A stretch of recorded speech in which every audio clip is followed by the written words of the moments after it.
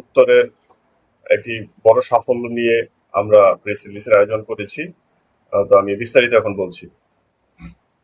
ঢাকা জেলা পুলিশের অভিভাবক শামীমা পারভীন পুলিশ সুপার মহোদয়ের নির্দেশনায় ডিবি উত্তরের একটি চৌকস টিম গতকালকে রাত 11:30টার সময় সাভারের আশুলিয়া থানাধীন নিরিবিলি বাস স্ট্যান্ড এর সামনে একটি চেকপোস্ট বসায়।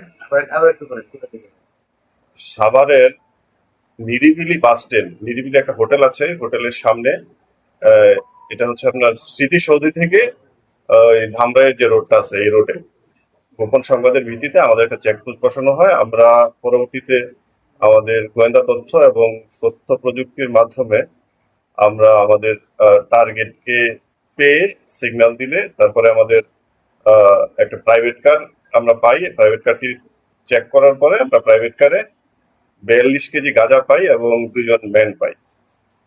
তো যে মাদক ব্যবসায়ী 2জন, একজন হচ্ছে মাসুম, পিতা মুক্তার হোসেন, মাতা আরুল, শিবপুর, তিতাস, কুমিল্লা। আরেকজন শোয়েব শেখ, পিতা জামাল শেখ, মাতা লিপি বেগম, উথুলি, জীবননগর, চুয়াডাঙ্গা। এই 42 কেজি গাঁজা তারা প্রাথমিক জিজ্ঞাসাবাদে জানায় যে কুমিল্লা অথবা ব্রাহ্মণবাড়িয়া থেকে তারা ক্রয় করে ঢাকা আরিচা মহাসড়ক দিয়ে চুয়াডাঙ্গায় বিক্রি করার উদ্দেশ্যে যাচ্ছিল।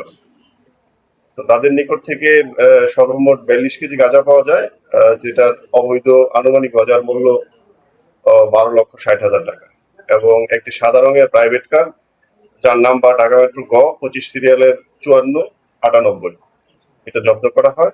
বর্ণিত যে আসামি আছে, যারা যে 2জন আমরা গ্রেপ্তার করেছি, তার মধ্যে একজনের নামে একটি ছিনতাই মামলা আছে। আসামিদের বিরুদ্ধে আমরা মাদকদ্রব্য নিয়ন্ত্রণ আইনে মামলা দায়ের প্রস্তুতি নিচ্ছি এবং বিজ্ঞ আদালতে তাদেরকে সেন্ড করার প্রস্তুতি নিচ্ছি এবং আমরা রিমান্ড আবেদন করব। রিমান্ডে নিয়ে তাদের নিবিড় জিজ্ঞাসাবাদে আমরা আরো বিস্তারিত রহস্য বা আরো কে কে জড়িত, কোথায় যাচ্ছে, সব বিষয়ে আমরা আরো জানতে পারবো। ধন্যবাদ সবাইকে।